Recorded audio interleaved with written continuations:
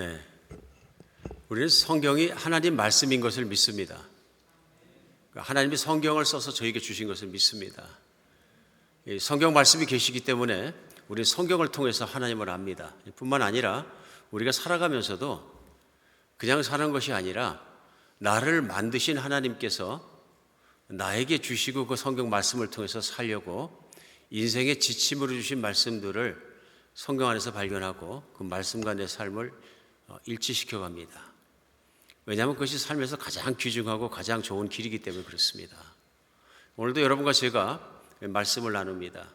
우리 사도행전 말씀 1장부터 시작해서 그 말씀은 무엇이냐면 하나님의 아들 예수 그리스도께서 이 땅에 와서 말씀을 전하시면서 제자들에게 마지막으로 하신 말씀들이 사도행전 1장 앞부분에 나옵니다. 그러시면서 너희가 성령을 받기까지 기다리고 너희가 성령의 침례를 받을 것이다. 그리고 성령이 임하시면 너희가 능력을 받고 그 능력으로 나의 증인도 될 것이다. 마지막으로 성령이 올 것에 대해서 약속을 하셨어요. 뿐만 아니라 가신 모습 그대로 오실 것에 대해서도 약속을 하시고 제자들에게 또 기다리라고 당부를 하신 것입니다. 예수님의 말씀은 반드시 이루어집니다. 하나님의 말씀은 허공을 치다가 없어지는 것이 아니라 반드시 이 땅 가운데 현실 속에서 이루어집니다. 예수님의 말씀대로 제자들이 열흘간 기도한 후에 사도행전 2장에는 오순절날이 이름에 제자들이 확연하게 알 수 있는 방법과 능력으로 성령이 모든 기도하던 제자들에게 내렸습니다. 그래 모두가 성령의 충만함을 받고 변화됐다. 그래 변화돼서 한 일 중에 하나가 뭐냐면 모두가 밖으로 뛰어나와서 복음을 전하기 시작했다. 그러니까 우리가 생각해 보면 성령을 받고 제자들은 확연히 달라졌습니다. 예수님의 말씀은 이루어졌다. 그래서 성령이 오셨는데 제자들이 그때까지는 도망가든지 다락방에 정말 숨어가지고 사람들을 두려워하고 벌벌 떨고 있었는데 성령이 임하시고 난 첫 번째 그들에게 일어난 변화가 뭐냐면 밖으로 튀어나왔다. 그래서 오순절 명절이기 때문에 유대인들이 예루살렘 성읍 안에 가득했었겠죠. 거기로 나가서 사람들 앞에서 자신들이 받은 각국의 언어를 통해서 하나님의 크신 일 복음을 말했다. 복음을 전하니까 사람들이 반응이 뭐냐면 이게 어찌 된 일이냐. 이 사람들은 갈릴리 촌 사람으로 외국어를 모르는 사람들이 아니냐. 그런데 왜 이렇게 다양한 각지에서 온 유대인들이 쓰는 현지어를 다 쓰느냐. 놀란 거죠. 많이 놀랐던 것 같습니다. 그리고 그들을 주목해 볼 때 베드로 사도가 일어나서 복음을 전하기 시작합니다.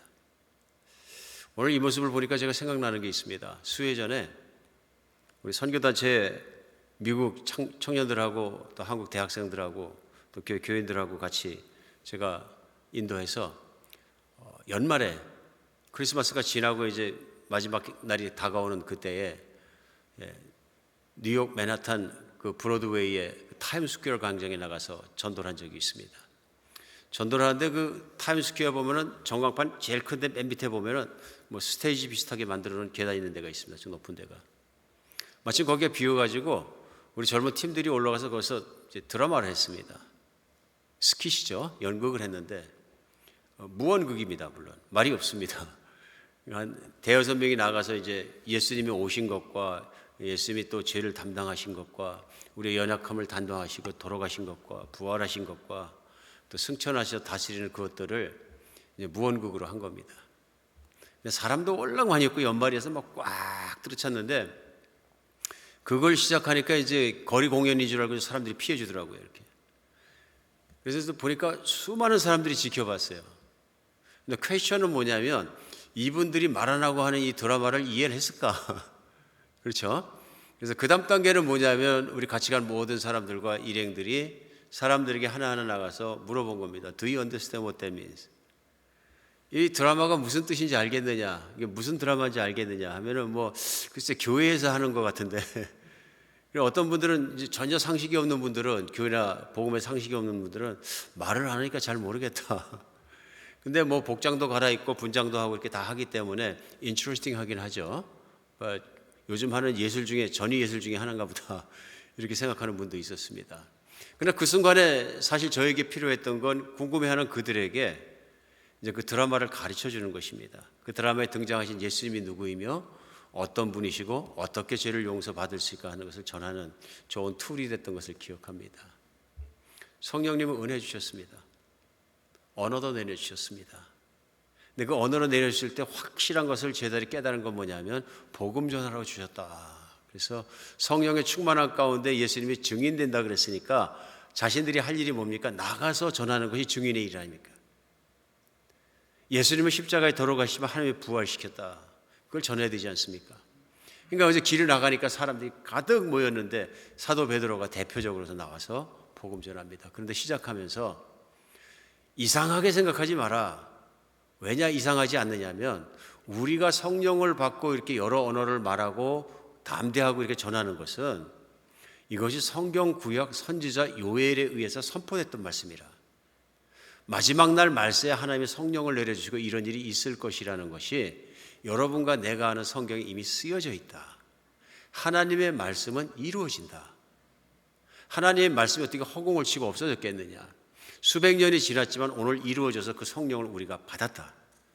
그러면서 뿐만 아니라 하나님은 종말의 시대에서 오실 메시아에 대해서 말씀하셨는데 하나님이 그 아들을 보내주셨는데 당신들이 그 메시아를 죽였다. 불과 50일 전이죠. 50일 전에 예수님이 십자가에 못 박혀서 골고다에서 돌아가신 사건을 예루살렘에 있는 사람들은 다 하는 사건입니다. 이 사건을 말하면서 너희가 예수 그리스도를 죄 없는 예수 그리스도를 법도 없는 법대로도 하지 않는 빌라도의 손을 정말 빌어가지고 죽였다. 너희가 이게 큰 죄인이라. 그러나 하나님은 예수 그리스도를 살리셨다. 살아난 예수님을 만난 우리가 그 증인이다. 그리고 하나님은 약속대로 성령도 내려주셨다. 이 말에 오늘 본문이 시작하는 2장 38절에서 37절에 유대인들이 마음이 찔렸다 그럽니다. 양심의 가책을 느낀 겁니다. 아, 하나님이 진짜로 그 메시아를 보여주시는데 예수 그리스도가 십자가에 돌아가실 때 우리는 기뻐했다. 생각이 났겠죠. 잘하는 짓이라고 생각했다. 오늘 그런데 이 사람들을 보니까 시골 사람들이 성령 받아서 이렇게 변화됐는데 하나님도 살아계시고 성령도 살아계시고 그런데 하나님 앞에 죄를 졌구나. 마음이 찔렸습니다. 그래서 나온 반응이 뭐냐면 형제들아 그래서 우리가 어떻게 하면 되겠느냐. 어떻게 하면 이 죄에서 구원받겠느냐 하니까 38절이 시작됩니다. 베드로가 이르되 너희가 회개하여 각각 예수 그리스도의 이름으로 침례를 받고 제사함을 받으라. 그리하면 성령의 선물을 받을 것이다. 너희가 살아날 수 있는 길은 이것이다 하면서 회개해라. 잘못한 것을 죄진 것을 하나님 앞에 회개하고 예수 그리스도의 이름으로 침례를 받으라. 예수님을 받아들이고 주님을 받아들이고 침례를 받으라. 그리하면 성령을 받을 것이다. 오늘 선포합니다. 이 약속은 너희와 너희 자녀와 먼 데사람 곧 우리 하나님이 얼마든지 부르시는 자들 모두에게 한 것이라. 누구든지 어느 세대든지 이렇게 믿으면 또 이렇게 침례받고 이렇게 성령을 받을 수 있다. 오늘 이 말을 듣고 다른 또 말들로 복음을 자세하게 사람들에게 전했다. 그 결과가 뭐냐면 그런 3,000명이나 되는 사람들이 그리스도에게로 돌아오고 그리스도인이 되었다. 그런 내용입니다. 여러분 놀라우십니까? 박수 안 치시는데? 안 놀라우십니까? 놀라운 일이죠. 많이 놀라운 일이죠. 기적이죠. 왜 더 그러냐면 유대인들은 정말 보수적인 사람들입니다. 그렇게 나옵니다. 그렇죠? 지금도 보면 유대인들이 엄청 보수적입니다. 그런데 이런 사람들이 한 번에 변화됐다는 거예요. 그러니까 오늘 이 말씀 앞에서 둘 중에 하나입니다. 나는 하나님 말씀을 성경을 신뢰하는 사람이든지 아니면 나는 의심하거나 믿지 못하든지. 내가 믿는다면 분명한 것 있습니다. 성령은 살아계시고 약속대로 오셨고 예수님 말씀은 이루어졌고 하나님 말씀은 성취되었고 또 2000년 전 예루살렘의 현장 속에서 성취되었고 오늘도 믿는 사람에게 성취된다는 것을 믿는 것입니다. 믿는 것입니다. 오늘 우리가 그런 믿는 마음으로 보니까 중요한 것이 있습니다. 왜 중요한 것이냐면 우리는 하나님 말씀이 성경이라고 믿습니다. 성경은 또 하나님 말씀이고요. 그럼 사람이 잘 살기 위해서 말씀드린 대로 인간을 만드신 하나님께서 인간에게 성경을 어떻게 보면 우리 삶의 지침서처럼 주신 거죠. 그 말씀을 따라 살면 하나님 앞에 바로 설 수 있고 늘 사랑받을 수 있고 축복받을 수 있고 좋게 될 수 있도록 말씀을 주신 거죠. 그래서 그 말씀을 따라 살아가는 것이 길이기 때문에 우리는 오늘 사도행전 말씀을 자세히 봐야 합니다. 왜 그러냐면 오늘 말씀이 계속되면서 3,000명이나 돌아오고 또 마가의 다락방에 있었던 120 성도들이 있고 그래서 큰 교회가 되었는데 그러면 그 교인들이 어떻게 살았느냐 하는 것이 시작됩니다. 오늘 사도행전에서 특별히 배울 수 있는 게 뭐냐면요, 그리스도인은 어떤 삶을 살아야 되느냐 하는 것이 사도들이 성령 받고 한 삶과 가르침을 통해서 우리는 알 수 있습니다. 근데 그 당시에 모든 걸 목격했을 누가가, 오늘 사도행전을 쓴 누가가 초대교회를 직접 목격하면서 마치 오늘날 카메라를 집어넣어서 교회를 촬영하듯이 우리에게 그 삶을 보여주는 장면이 2장 오늘 본문 가운데 나옵니다. 그래서 42절부터 마지막 47절까지인데요. 42절에 그들이 사도의 가르침을 받아 서로 교제하고 떡을 떼며 오로지 기도하기에 힘쓰느냐. 첫 번째 등장하는 게 뭐냐면 사도들이 처음 믿은 사람들에게 가르쳤다. 무엇을 가르쳤을까요? 쉽죠. 유대교에서 가르치는 랍비가 가르친 것이 아니라 예수 그리스도의 복음을 가르쳤을 것입니다. 예수님은 누구신가? 예수님은 어떻게 오셨는가? 예수님은 천국을 어떻게 전하셨는가? 예수님을 믿음으로 천국이 어떻게 이루어지는가? 뭐 이런 거 전하지 않았겠습니까? 이미 사도행전 앞부분에 나와 있고 예수님은 계속 제자들에게 예수님을 말미암아 천국에 대해서 가르쳐 주셨기 때문에 제자들을 그렇게 가르쳤을 것입니다. 오늘 그런 가르침에 따라서 진리 가운데 사람들이 서게 되고 그 결과가 뭐냐 하면 떡을 떼고, 성찬식이죠. 떡을 뗐다. 이제는 침례를 받은 것뿐만 아니라 성찬식을 행했다. 오늘 그래서 그리스도인에게 가장 중요한 두 가지 성례가 나옵니다. 하나는 침례입니다. 오늘 사도 베드로의 말에도 너희가 회개하고 침례를 받으는, 침례는 굉장히 중요한 것입니다. 어떤 면에서 굉장히 중요하냐면은 침례는 꼭 받아야 되는 것입니다. 왜 꼭 받아야 되는지 설명해 드리겠습니다. 물론 우리가 예수 그리스도를 믿고 주님과 나의 정말 왕으로 받아들이면, 구원자로 받아들이면 나의 죄는 용서받고 나는 구원을 받습니다. 여기 중요한 게 있습니다. 내가 구원받으면 어떤 존재가 되냐면 나는 세상 사람으로부터 예수 그리스도의 것 하나님의 백성으로 구원받은 것입니다. 그렇죠? 나의 소속은 세상이 아니라 하나님의 나라 안에 하나님의 백성이 된 것입니다.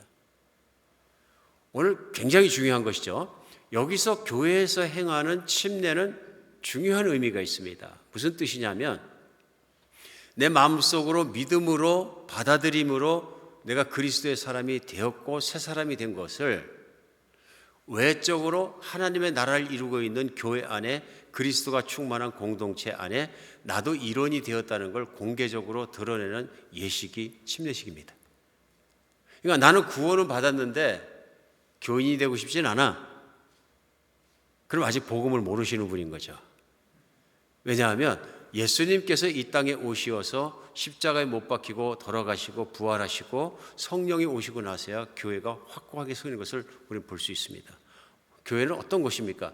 예수님이 머리이시고 예수님이 몸이시고 예수님이 기초이십니다. 그야말로 예수님의 공동체입니다. 그 말은 예수님 안에 있는 믿는 사람들의 한 식구의 공동체란 뜻입니다. 예수님을 믿었으면 내가 반드시 들어가야 되는 것이 이 공동체에 소속되는데 침례가 그 중요한 의미가 있습니다. 물론 신학적으로는 어떤 분이 나는 예수를 믿고 침례는 안 받았는데 그 사람이 교통사고로 죽었다. 그럼 이 사람 지옥 갑니다. 이렇게 갑니까? 하고 물어보면은 뭐라 그러겠습니까? 믿음으로 구원받기 때문에 지옥 안 가고 천국 갑니다. 말할 수 있습니다. 그러나 그건 특별한 케이스죠. 그러니까 보통 우리가 생각할 때 그러니까 나는 그러면은 예수 믿고 교회는 등록 안 하고 나 교회는 안 다니고 나는 교인을 안 살고 침례도 안 받겠습니다. 그러면 이분이 예수 믿는 사람인지 의심해야 되는 거죠. 왜냐하면 내가 믿는다는 것과 교회에 소속되는 것, 하나님 나라에 소속되는 것은 같은 일이기 때문에 그렇습니다. 그래서 한 개인이 하나님의 교회에 소속될 때 첫 번째 드리는 가장 중요한 예식은 침례입니다. 물속에 내가 잠길 때 옛사람은 죽었고 다시 올라올 때 그리스도로 말미암아 나는 부활의 연합해서 산 사람이 되었다. 그러므로 이제 나는 새 사람이 되었고 내가 소속될 것은 하나님의 나라이고 예수 그리스도 안에 있고 교회 안에 있다는 것을 확인하는 예식인 것입니다. 그러면 성찬식은 뭡니까? 성찬식은 내가 하나님의 백성이 됐고 그리스도를 믿는 사람이 되었다는 연속성을 확인하는 예식입니다. 나는 만날 때마다 성찬식을 나눠야 되는 이유가 그것입니다. 나는 계속적으로 나는 그리스도의 사람이며 그리스도의 것입니다. 나 자신의 신분과 정체성을 확인하는 시간이 됩니다. 그렇죠? 그래서 나는 예수 그리스도의 몸을 먹고 예수 그리스도의 피를 마시고 오늘도 우리 성찬식을 했습니다마는 그 의미가 무엇이냐면 나는 partaker, 예수 그리스도의 죽으심과 생명에 참여한 사람입니다 하는 것을 끊임없이 확인하는 그런 예식인 것입니다. 교회에서 다른 건 다 없어져도 침례식과 성찬식은 없어져서는 안 되는 예식입니다. 초대교회에서 그걸 하고 있는 거죠. 근데 오늘 사도들의 가르침을 받아서 떡을 떼고 성찬식을 향하고 기도에 오로지 힘쓰니라. 이게 예배인 거죠. 하나님 안의 말씀을 듣고 진리 가운데 바로 서고 예수 그리스도에 소속되어 있는 것을 성찬식을 하면서 확인하면서 신앙을 고백하고 또 같이 모여서 기도하더라. 예배가 일어나는 걸 볼 수 있습니다. 우리 이걸 보면서 성찬식을 반드시 해야 된다. 그럼 누군가 성찬식을 그러면 몇 번 해야 됩니까? 오늘 본문에 나오는 내용을 보면 만날 때마다 하는 게 맞습니다. 그렇죠? 편의상 하다 보니까 왜 그렇게 됐는지 모르겠는데 한국 장로교나 정통교단이라는 곳에는 1년에 한 번 하는 것을 보통 통관예로 생각하고 많이들 그렇게 하시는 것 같습니다. 근데 제가 볼 때는 성경적으로 우리가 볼 때는 만날 때마다 신앙의 고백이 있을 때마다 우리 하는 것이 좋습니다. 그렇게 보입니다. 좋습니다. 초대교인들을 따라서 전혀 안 좋을 것이 없다. 왜 그러냐 하면 그 의미 때문에 그렇습니다. 우리가 제일 먼저 확인해야 되는 것은 신앙이다. 또 하나님께 드리는 헌신이다. 그 안에서 하나가 될 때 진실한 교인들이 하나가 되기 때문에 우리가 성찬을 떼면서 하나를 된 것을 확인하는 것은 굉장히 중요하다. 우리 그리스도와 함께 내가 하나 된 것뿐만 아니라 교회에서 우리가 하나가 되었다는 것도 성찬식의 모든 과정을 통해서 확인하는 것입니다. 오늘 계속되는 모습이 뭐냐면 사람마다 두려워하는데 사도들로 말미암아 기사와 표적이 많이 나타나니 믿는 사람이 다 함께 있어 모든 물건을 서로 통용하고 또 재산과 소유를 팔아 각 사람의 필요를 나누어 주었다. 날마다 마음을 같이하고 성전에 모이기를 힘쓰고 집에서 떡을 떼며 기쁨과 순전한 마음으로 음식을 먹고 하나님을 찬미하며 온 백성의 칭송을 받았다 나옵니다. 무슨 일입니까? 만나기 힘썼다. 그렇죠? 그다음에 사도들로 말미암아 기사와 표적이 많이 나타났는데 Signs and Wonders, 기적적인 일이 많이 일어났는데 그리고 많이 계속 연결되는 말씀, 믿는 사람이 다 함께해서 물건을 서로 통용하고 재산과 소유를 팔아 각 사람의 필요에 나누어 줬다. 저는 계속되는 말씀과 앞에 있는 기적과 이사와 분리되는 말씀은 아니라고 생각을 합니다. 그래서 앞에 줄에 나와 있는 기적과 이사에 설명되는 말씀이라고 생각합니다. 오늘 누가는 설명하고 싶은 기적 중에 기적이 무엇이냐면요, 사람들이 이기심이 없어졌더라. 소유욕이 사라졌더라. 기적 아닙니까? 여러분 어떻게 생각하십니까? 어떤 사람이 예수님을 믿더니 소유욕과 탐욕과 없어졌어. 그래서 진짜로 말로만 그런 것이 아니라 자기 재산을 처분해서 가난한 사람들 나눠주고 구제할 수 있고 교회 헌금하고 이렇게 살아가는 사람이 있어요. 그러면 놀랄까요? 안 놀랄까요? 걱정이 먼저 되십니까? 약간 이단 아니냐 그러고 아닙니다. 오늘 성경 말씀을 나누고 있습니다. 이런 변화가 사람에게 일어난 것입니다. 시골 사람이 외국어를 하는 게 놀라운 기적이 아니라 진짜 기적은 돈 없이는 살 수 없다고 믿고 돈만 붙잡고 살고 돈을 벌기 위해 살고 재정을 가지고 목숨을 걸었던 모든 사람들이 다 그렇지 않습니까? 자연인은 유대인이라고 다르겠습니까? 더 집착이 강했으면 강했지. 아시죠? 유대인들이 얼마나 돈 잘 버는지. 그게 없어졌다는 겁니까? 기적 아닙니까? 놀라운 기적이 일어난 거죠. 여기에 놀라운 기적이 일어난 겁니다. 그것뿐만 아니라 재산과 소유를 팔아서 각 사람이 필요한 대로 나눠줬더니 가난한 사람이 없었다. 한 번만 그런 것이 아니라 4장에 가서 또 나옵니다. 똑같은 말씀. 재산과 모든 걸 팔아서, 땅을 팔아서 사도들 앞에 갖다 놓고 나누어 썼더니 가난한 사람이 없었다. 결과가 뭡니까? 결과가 뭐냐면 하나님을 찬미하며 온 백성의 칭송을 받았다. 그랬더니 주께서 구원받는 사람을 날마다 더하게 하시더라. 그 앞에 나오는 게 뭐냐면요, 한 번만 그렇게 하는 게 아니라 성전에 모이기를 힘쓰고 집에서 떡을 떼며 기쁨과 순전한 마음으로 음식을 성도들이 나누었는데 언제 그렇게 했느냐? 날마다, every day. 우리 이해하기 쉽잖아요. 46절에 날마다 마음을 같이 하여 그렇게 했다. 오늘 우리 성경은 하나님 말씀이라는 말씀을 나누면서 말씀을 시작했습니다. 우리는 하나님께서 쓰시고 하나님께 우리 말씀을 주신 걸 믿습니다. 다른 길을 따르지 않고 말씀을 따라서 하는 것이 맞는 길이라고 믿습니다. 근데 사실 생각을 해보면 오늘 여러분과 제가 대하고 있는 사도행전 2장 42절과 그 이하에 나오는 이 말씀들은 어떤 면에서는 그리스도인들 안에서도 교회 안에서 가장 많이 외면당한 말씀 중에 하나입니다. 물론 초대교회로 돌아가자, 초대교회처럼 교제하자, 초대교회처럼 부흥을 사모하자, 초대교회처럼 부흥을 기도하자, 이거 많이 합니다. 많이 하는데 실제 초대교회 안에서 무슨 일이 일어났느냐 하는 그 회복에 대해서 교회가 생각하고 적용하는 경우는 적습니다.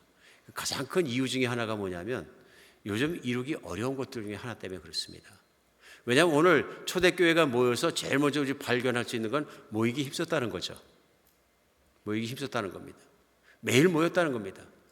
성찬식도 하고 떡도 떼고 밥도 먹고 나누고 예배드리고 했다는 얘기입니다. 뜨거워지면 교회가 이런 일이 일어납니다. 그렇죠?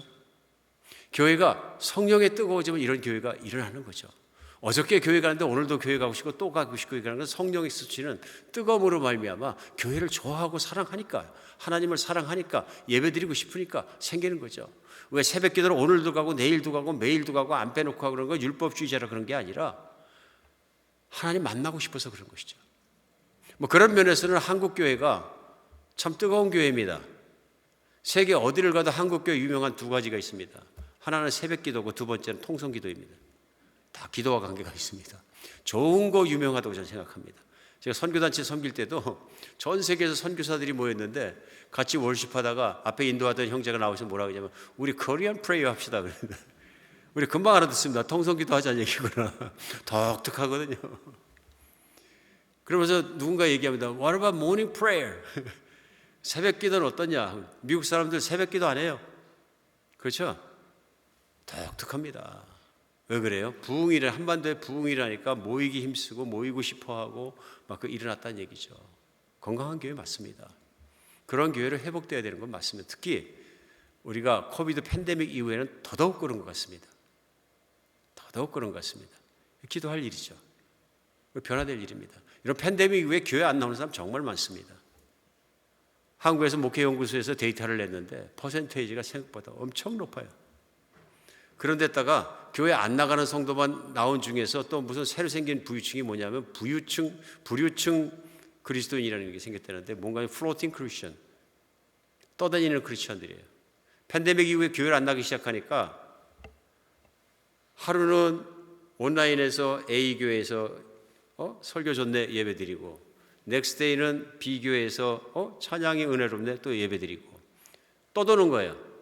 그러니까 온라인에서 떠돌다 보니까 정체성이 없어지니까 나중에는 온라인도 꺼버리는 거예요. 이게 이제 떠도는 플로팅 크리스찬이 생각보다 모던 텐디지, 텐디지 아니죠. 10%가 넘어가서 심지어로 심한 데는 33%까지 그런 교인들이 생겼다. 안타까운 일입니다. 왜 교회를 꼭 나가야 되느냐 이렇게 따지고 교회는 내가 소속되는 공동체입니다. 교회는 예수 그리스도의 몸입니다. 예수 그리스도의 몸이 어떻게 교제 없이 연합 없이 삶 없이 가능하단 말입니까? 어떻게 눈으로 보는 것만으로 가능하단 말입니까? 불가능합니다. 이게 교회의 본질과 자체에 대해서 이해하지 못하니까 교회는 그냥 주일날 예배 한번 드리면 끝이다 하는 수준에서 서버린 거죠, 믿음이. 이건 교회는 그런 것이 아닙니다. 교회는 이 땅에 하나님 나라를 이루어가는 예수 그리스도를 믿는 사람들이 그리스도와 함께 살아가는 공동체입니다. 소속돼야 되는 것인 것이죠. 사랑하는 여러분, 한비전 교회도 참 안타깝게도 예외는 아닌 것 같습니다. 팬데믹 이전보다 모임이 힘들어졌어요. 팬데믹 이전에는 무슨 교회 예배드리고 모임하고 훈련하고 뭐하고 선교하면은 말 많이 안 해도 제가 한 번만 말씀드리면 다 모이셨어요. 거의 다 모이셨어요. 근데 왜 이렇게 3년 만에 안 모여져? 담임 목사가 찾아대면서 사정해야 되는 겁니까? 나오세요, 나오세요 그러고. 전에 교회를 보면서 어떤 교회 목사님이 그렇게 사정하고 다니시길래 답답했거든요. 안타깝고. 우리 교회는 안 그러겠지 그러는데 우리 교회도 그런 면이 있습니다. 여러분, 성령 충만 받고 내가 확실히 변화받으면 모이기 힘써야 됩니다. 교회 모이기 힘써야 되고요. 신앙생활하기 열심히 해야 되고요. 정말 그렇습니다. 내가 교회 안 모이고 신앙생활 안 하면 물론 우리의 삶은 교회 안에만 있는 것이 아니라 내 생업의 현장에도 있고 가정에도 있고 다 있기 때문에 내가 삶을 더 잘 사는 게 잘하는 신앙생활이다. 그런데 교회 안 나오면 대개는 그 시간에 뭐 하나 보십시오. 얼마나 영적인 일 하십니까? 그 시간에 가난한 사람 구제하고 복음 전하러 다니고 그러시면 모르겠어요. 그런데 대개는 교회 안 나오면 그 시간에 소비하게 됩니다. 연속극 보다가 드라마 보다가 뭐 보다가 누구 만나서 놀다가 뭐 운동하다가 그러니까 모든 게 보면은 하나님을 위하고 하나님을 따라가는 영적 생활과 관계없는 쓰다 보니까 믿음 수은주가 내려가니까 이제는 아예 나오기가 싫어지고 관심도 멀어지고 말씀도 팽개치고 신앙이 죽어가는 모습이 거기서부터 시작되는 거죠. 신앙생활이 교회를 섬기는 태도에서부터 시작된다는 걸 우리 분명히 알아야 됩니다. 교회가 괴롭히려고 자주 모이자 그러는 것이 아니라 우리는 자주 모이지 않으면 신앙적으로 영적으로 잠수합니다. 꺼져 들어갑니다. 자꾸 생각나게 해야 합니다. 성경에서 여러 번 말씀해요. 내가 너에게 생각나게 하려고. 성경은 반복하는 말씀이 굉장히 많아요. 왜 이렇게 반복하실까 보면 내가 너희를 생각나게 하려고. 우리 함께 모일 때마다 성령 충만해지고 함께 있을 때 정말로 영적 생활이 부흥되는 것을 믿으시기 바랍니다. 오늘 두 번째 모이기 힘쓰는 거하고 두 번째 우리가 분명히 알아야 될 것도 있습니다. 초대교회 이거는 분명히 우리하고 다른 면이 있는 것이며 나눔을 실천했습니다. 44절 믿는 사람이 다 함께 있어 물건을 서로 통용하고 45절 또 재산과 소유를 팔아 각 사람 필요에 따라 나누어 주었다. 이게 현실과 우리 교회 현실의 상과 너무 동떨어져요. 그렇죠? 어느 교회에서 이런 교회 보셨어요? 그래서 그런지 사도행전 말씀 중에서 24장 마지막 부분 오늘 본문 말씀만큼 그만큼 소외당하는 말씀이 없어요. 목회자도 그렇고 설교자도 그렇고 이거 다부지게 문자 그대로 설교하기가 부담스러운 건 아닌가 그런 생각도 들었어요. 말씀 선포된 게 정말 적어요. 이 부분은. 근데 굉장히 중요한 말씀이거든요. 왜냐하면 사람들에게 분명 변화가 일어난 거예요. 변화가 있는데 무슨 변화가 일어났냐면은 재산이 내 것이 아니라 하나님 것이라는 것을 분명한 믿음과 자각이 일어난 거예요.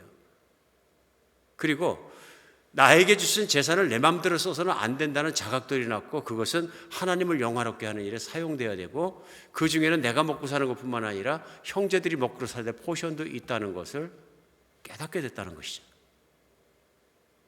그래서 가깝게 형제들에게라도 재산을 가지고 서로 함께 나누고 잘 살아가는 것이 중요하다는 소유의식이 무너진 것입니다.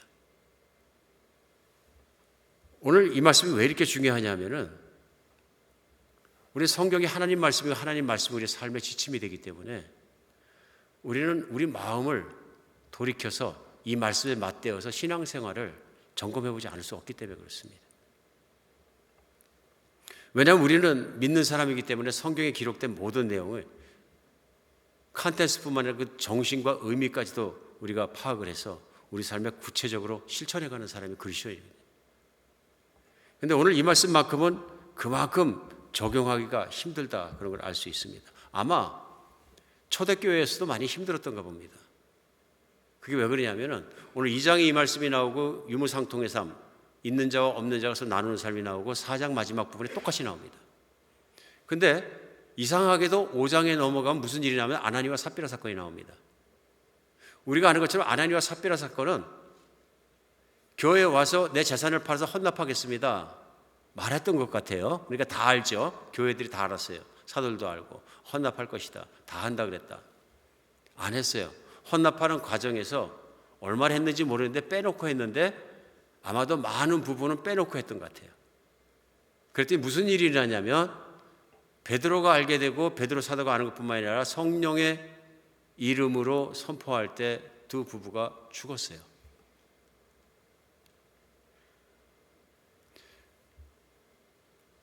이 부분도 껄끄러운 사건입니다. 어떻게 보면 우리가 왜 껄끄러냐면 설명을 어떻게 해야 되는가. 하나님이 성도를 죽이셨는데 헌금을 했는데 헌금을 부족하게 했다고 죽이셨다. 살아남을 사람 누가 있을 것 같습니까?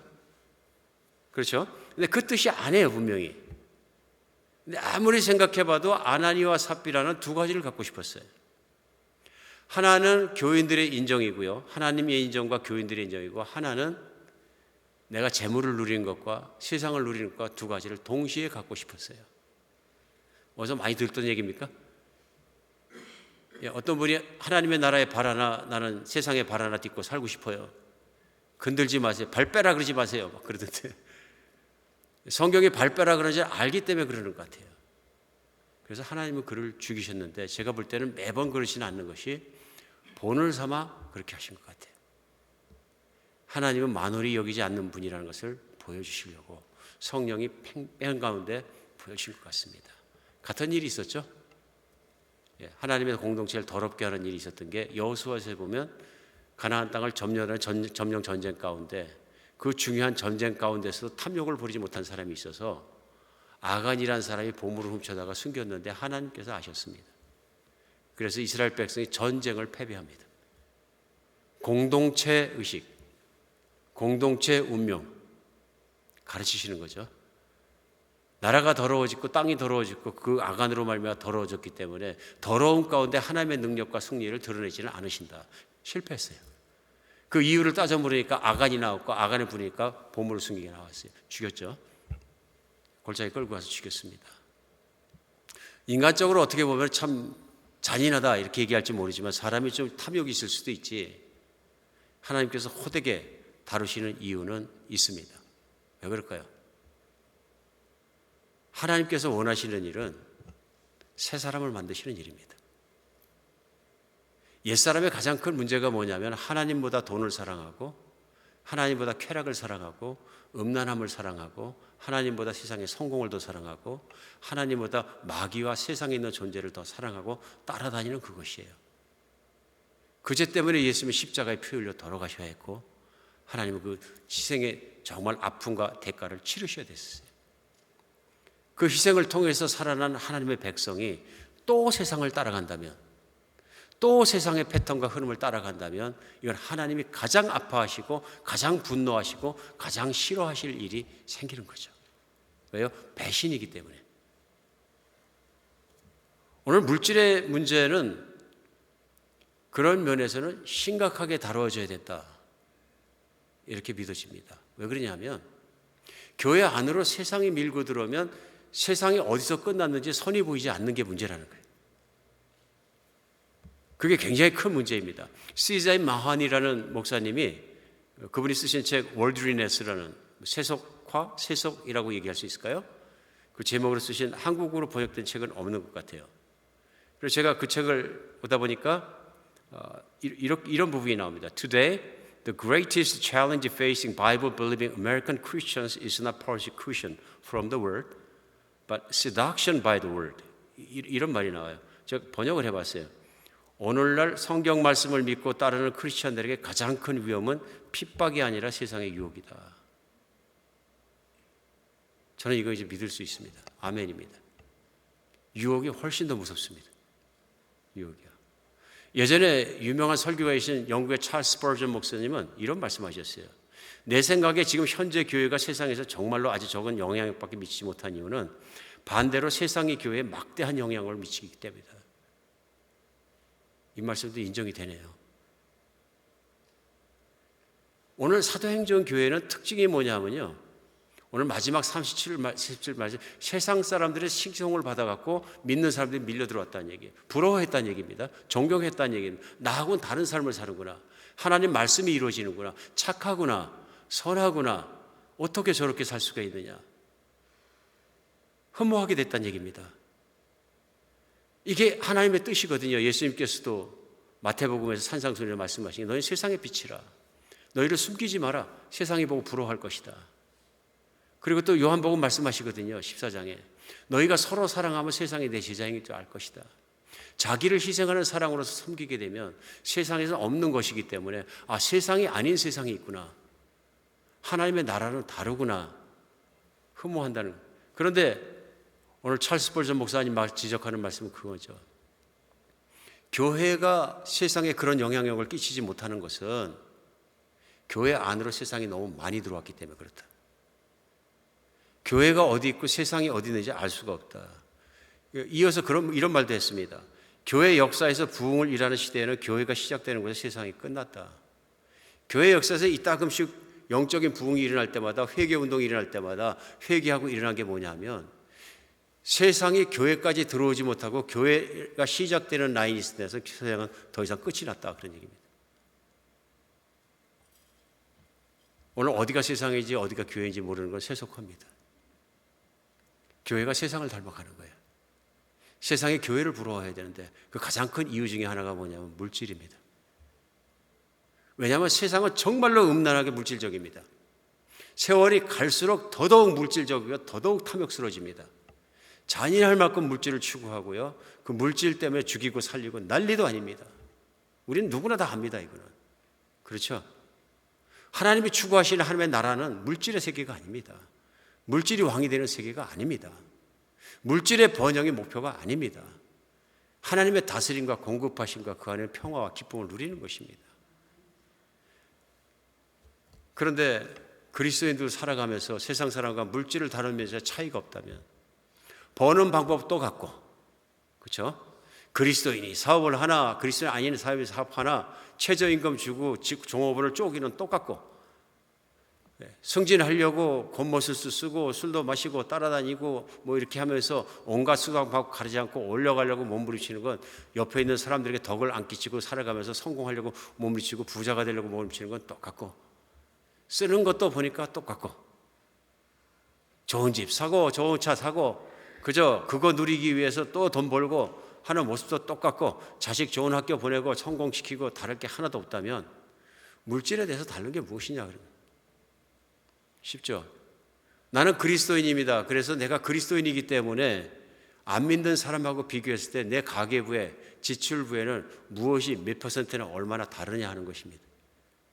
냉정하게 생각하면 나는 세상의 물질욕의 노예가 아니냐. 나는 거기서 노임을 받았느냐. 노임을 받지 못했다면 내가 사는 건 분명히 물질적으로는 세속적인 삶을 산다. 그럼 세상이 내 안에 들어있는 것만큼 교회 안에도 그런 사람들이 많다면 교회 안에 세상이 잔뜩 들어와 있는 거죠. 그게 들어왔으면 세상에 있는 게 따라 들어옵니다. 성공주의가 따라 들어옵니다. 교회도 세상의 방식의 성공을 막 추구하게 되는 거죠. 내 가계부는 다른가? 나는 벌어서 얼마나 하나님의 뜻에 합당하게 재정을 사용하고 있는가 하는 것들이 점검되지 않으면 안 된다는 것입니다. 초대교인들은 거기에 대해서, 욕심에 대해서 자유로워졌다는 얘기입니다. 이거는 음란함에 대해서도 마찬가지고요. 세상은 정말 내놓고 음란한 것입니다. 세상에서 최고 인기 있고 돈 잘 버는 사람들은 섹시한 사람들이에요. 아주 미칩니다, 그냥. 저는 한국에 있는 무슨 그룹 이름이 기억이 안 나는데, 블랙핑크? 어떤 나라인가 뉴스에서 읽은 적이 있는데 가서 뭐 공연을 하는데 뭐 공연표 한 장이, 저는 입이 딱 벌어졌었는데 이게 현실인가? 제가 이렇게 보기에는 몇만 불이 넘는 것 같아요. 거기 가서 한 2시간 놀다 오는데 몇만 불씩 주고 사람들이 간다. 와, 이건 거의 광적인 거예요. 근데 이게 뭐 한두 군데서 일어나는 것도 아니고 세상 미쳤어요. 제가 볼 때. 분명히 미쳤어요. 섹시하면 끝이에요. 그냥 광란합니다. 그냥 어마어마해요. 이런 세상을 살아가면서 그리스도도 똑같이 음란하다면 세상을 사는 사람들, 세상 사람들이 사는 이혼율이나 세상 사람들이 사는 삶의 방식이나 가정이나 또 바람피는 유일이나 또 인터넷 들어가서 음란 사이트에서 후kin하는 그런 요일이나 똑같다면 뭐가 차이가 나는 거예요. 자녀를 키우는데 세상 사람 키우는 것과 그리스도인 부모가 키우는 것과 다를 게 없다면 뭐 똑같이 학군 가지고 따지다가 그냥 막 성공시키려고 그러고 푸시하고 똑같이 따지면서 그냥 학원을 데리고 다니는데 이 학원 저 학원에서 눈코 뜰 새 없이 돌아다니고 애들이 그냥 좋은 학교 간다면 온 운명을 걸고 인생을 걸고 뛰어다니고 한다면 왜 그렇게 하는 거예요? 하나님 잘 섬기라고요? 그 뜻을 따라 잘 신앙 가지고 살으라고요? 우리가 세상 사람처럼 살고 자식을 그렇게 키우다 보면은 성경 공부 시킬 시간도 없어요. 우리 생각해 볼 필요가 있습니다. 나의 삶은 세속적인가? 나의 삶은 정말로 신앙적인가? 무엇이 컨트롤하고 있는가? 오늘 본문 그거 우리에게 보여줍니다. 왜냐하면 교회가 정말 달랐다는 것입니다. 세상과는 확연하게 달랐다는 것입니다. 왜 이렇게 살 수 있느냐? 모든 신학자들은 동의합니다. 정말 신앙이 있기 때문에 그렇다. 예수님이 승천하는 걸 제자들이 봤다 그러고 곧 오신다 그랬고 이제는 예수님이 어느 때 오실지 모르기 때문에 예수님이 약속대로 재림하시면 초림에서 오셨던 것처럼 재림하시게 되면 세상도 끝나고 심판되고 모든 것 끝난다. 그러면 예수님의 심판 앞에 모든 것 같아 남는 것은 무엇이며 쌓아놓은 것은 무엇이며 잘못 예수님의 말씀대로 살지 않고 재물 쌓아놨다가 오히려 화가 된다. 알았던 겁니다. 역사적으로 볼 때도 이런 종말의 신앙이 들어올 때는 항상 그리스도인들이 세상을 이길 수 있고 재물로부터 자유하고 탐욕으로부터 자유하고 음란으로부터 자유하고 자유해졌습니다. 자주 안 일어나죠. 그래서 또 이상한 데서 일어나요. 뭐 무슨 종말론 해가지고 뭐 맨날 오신다. 그리고 안 오실 때 그때 사람들 어떻게 모이나 보세요. 직장 집어던지고 재산 집어던지고 집도 집어던지고 애들 다 데리러 와서 기다리잖아요. 그러나 이단이 아니라면 오늘 말씀 속에서 깨달을 수 있는 것은 뭐냐면 그리스도인은 분명히 다릅니다. 분명히 달라져야 된다는 것을 오늘 말씀하고 있습니다. 세상에 묶이면 안 된다. 그러니까 말세이기 때문에 말세에 살아갈 때 정말 신앙이 무엇이냐면 예수님은 한마디로 이렇게 말씀하십니다. 깨어 있어라. 제가 요즘 요한계시록을 수요일마다 같이 강의하고 나누고 있습니다. 요한계시록의 끊임없는 메시지는 교회에 주시는 건데 물론 7대 교회로 시작해서 마지막까지 교회 믿는 사람들에게 주시는 말씀인 거죠. 끊임없이 거기에서 예수님이 부르짖는 메시지 너희는 이기는 자가 되어라. 그럼 이기는 자에서 뭘 이기는 겁니까? 세상을 이기는 것입니다. 정말 신앙은요. 세상을 이기는 거예요. 내가 세상을 이기었노라. 그리고 내가 보좌에 앉으노라. 너희도 이기면 내 보좌 옆에 앉게 해주겠다. 요한계시록의 메시지는 그거예요. 얼마나 예수님이 애절하게까지도 그렇게 정말 말씀하시는지 모르겠다 하는 걸 느껴질 정도로 계속 강조하시는 말씀이 그것입니다. 지난 수요일에는 요한계시록 17장 말씀 나눴습니다. 거기에 등장하는 마귀가 어떻게 나오냐면 음녀, 음탕한 여자가 나옵니다. 자매님들 죄송합니다. 여자를 성경의 여자를 나와서 음녀가 등장하는데 이 음녀가 이제 그러니까 음탕한 여자인 거죠. 유혹하는 여자입니다. 어떤 모습이 나오냐? 화려한 모습으로 나온다. 짐승 위에 앉았는데 이 여자가 온갖 장신구를 거치는데 금과 은과 구슬과 모든 것들이 어마어마한 장신구를 거치고 옷도 멋진 옷을 입고 그러니까 쉽게 생각하면 유혹할 만한 섹시하고 아름다운 여자의 모습으로 나온 겁니다. 혹하지 않을 수 없는 그런 모습으로 이게 나왔다. 근데 그 여자가 짐승을 타고 있는데 짐승이 세상인 거예요. 그를 따르고 그와 간음하고 그에게 소속되고 그를 좋아하고 그를 추앙하고 그를 월십하는 자들인 거예요. 그러면서 그것이 바벨론이라고도 표현을 합니다. 그 얘기 뭐냐면 마귀와 세속을 타락하게 하고 그 세속에 있는 사람들을 끌고 가는 전체를 바벨론이라는 시리로 본 거죠. 그 바벨론이 세상인 거죠. 그런데 그 여자가 죽습니다. 마지막 날. 다음 장 챕터 넘어서 18장에서 메시지가 뭐냐면 이겁니다. 내 백성아, 거기에서 나와라. 애절하게 들리십니까? 긴박하게, 내 백성아, 거기에서 나와라. 그가 받을 재앙에 동참하지 마라. 그가 받을 심판에 동참하지 마라. 누구에게요? 교인들에게요. 내 백성아, 거기에서 나. 거기 어디? 세상입니다. 세상은 탐욕을 미친 듯이 쫓아가고 성공을 위해 쫓아가고 정말로 세상의 쾌락을 위해 쫓아가고 이 모든 걸 위해서 미친 듯이 뛰어가서 정말 브레이크가 고장난 기지같이 타고 있는 승객들 같아요. 마지막 순간이 오는 순간까지 미친 듯이 쾌락을 추구하고 뛰어갑니다. 그러니까 예수님 메시지예요. 내 백성아, 내 사람들아, 거기에서 나와라. 오늘 마지막 말씀을 나누기 원합니다. 빌립보서 18장 18절 19절에 보면 사도 바울이 이런 말씀합니다. 내가 여러 번 너에게 말할 거냐 이제도 눈물을 흘리며 말하노니 여러 사람들이 그리스도 십자가의 원수로 행하느니라. 그들의 마침은 멸망이요 그들의 신은 패요 그 영광은 그들의 부끄러움이 있고 땅의 일을 생각하는 자라. 많은 그리스도인들이, 여러분 빌립보 교회는 소문난 믿음의 교회예요. 그 교회를 향해서 많은 빌립보 교인들이 어떻게 사느냐 하면은 그리스도 예수의 십자가의 원수로 살고 있다 얘기합니다. 무서운 말씀 아닙니까? 너희는 예수 그리스도의 원수라 이렇게 표현합니다. 그 이유가 뭐냐면 너희가 인생 중에 추구하는 것은 너희가 신처럼 섬기는 우상은 너희 배라. 배부르고. 그 얘기는 뭐냐면 탐욕을 버리지 않고 탐욕을 쌓고 그것을 즐기고 쾌락을 즐기는 것이 너희 인생의 목표이고 그 쌓아놓은 것마다 다 내 부끄러움을 보이고 있다.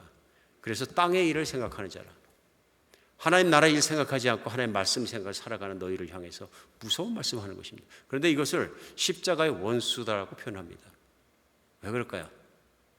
전 여기에 이런 의미가 있다고 믿습니다.